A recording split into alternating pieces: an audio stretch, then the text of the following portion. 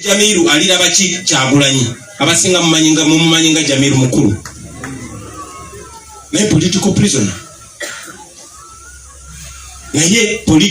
prisoner bamusiba lwa byabufuzi enjawulo gye tulina ku Jamilu Mukulu nti ffe tulwanyisa bigambo na bikolwa ebitali mu kuyiwa musaayi oba kubagana kye tuyita non-violent fighting oba resistance. Nenga Jamilu ne banne bo bagamba ebyo tebikola. Bano babbi, bano bayekera, bano batuju, batandika bakwata mundu. Tebagenda mu kalulu, sibe bali bokubiro bobo kusatu babo kuna. No bakwata bukwasi mundu nafuna ababanda be, ne bagenda ne bawuziba amakubo kwa kubyambire sizizo basesa abantu. Bayingide wano mu Buganda mu Luweero. Babbi engoye za government y'Obote bazambadde. Bagenze basa abantu bakutta abakazi bocheze nyumba z'abantu banyize kubanga babagambye kibano bantu b'Obote. Ninga bebo bino ebigambo byenjogera Kayindo Tafire yabyogera nga bazika yali ani mu West eyo. Yabyogera nagamba bwetu bwe twakolanga okukyayisa abantu bamu n'Obote. Okay? Naye Obote yagobako muntu ku ttaka. Obote yachankana ne Ssekabaka Mutesa naye Obote teyecha ku masiro. Obote te andamaninga ku Buganda. Obote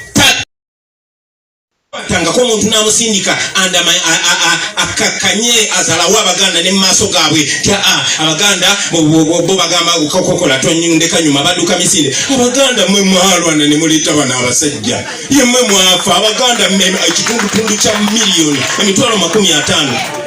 So kiri delivery kyo kibateeka munti mmwe temulina kimuli mukirize mutya temutya paka bateeka nze ni mutezo ni mwingi. So njagala nnyo bibajukize basebo ne banyabo manyimwe muli bakujukiza. So olunaku lwa leero bonna Jamilu Mukulu amaze emyaka 7 mu kkomera.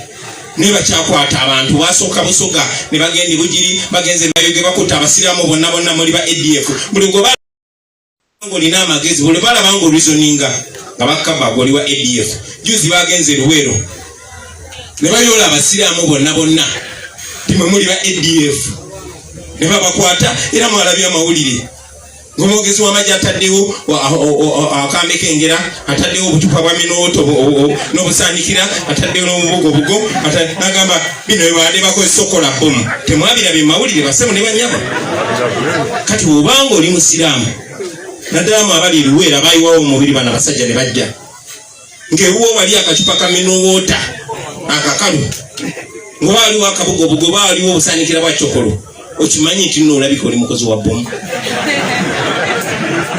okusinzira kwana kyogereko mu bwesimbu mu mazima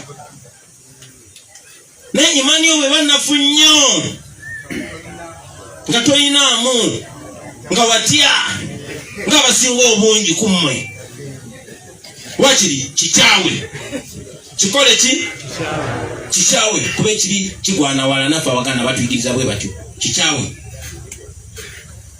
So eri yenaine yali agambye nti naze wano nesigo buchayi sisiga buchayi naye nze sobola kugoberera kigambo kya muntu nendeke ekigambo kya Allah. So tusobola kungamba nti tukyawa kibi. Njagala okuva waggulu nga mbakubiriza Baganda bange mukyawe ekibi mukyawe n'ababi. Mukyawe ekibi mukyawe neki n'ababi. Bwemba nga muli banafu nnyo. Bwemba nga muli banafu nnyo. Bwemba nga mulina mukumanya ebiseera ebisinga n'ennaku tugirabira waffe. Ebiseera ebisinga n'ennaku tugirabira waffe kkiriza obakola ki? Ebiseera ebisinga medi n'ebitunafuya biva waffe kkiriza obakola ki? Nze nalinga muyimbi nga ndi mudongo nga mpagira balenzi kunywa mwenge naye nga nkyali ewaffe ku radio kumpi buli weekend okulanga ebivulu gye tunatamirira. Ne bukyanga nfuuka MP oba bukyanga ntandika okwogera amazima oba ebintu ebiyamba Buganda n'abantu baffe mu Uganda yonna yawamu emyaka 5. sikyazibwa ku CBS. Assalamu alaikum wa rahmatullahi wa barakatuh.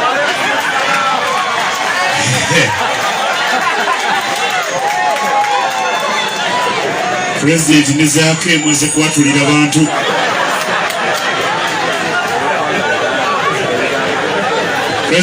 President obakajja kutuusaayo.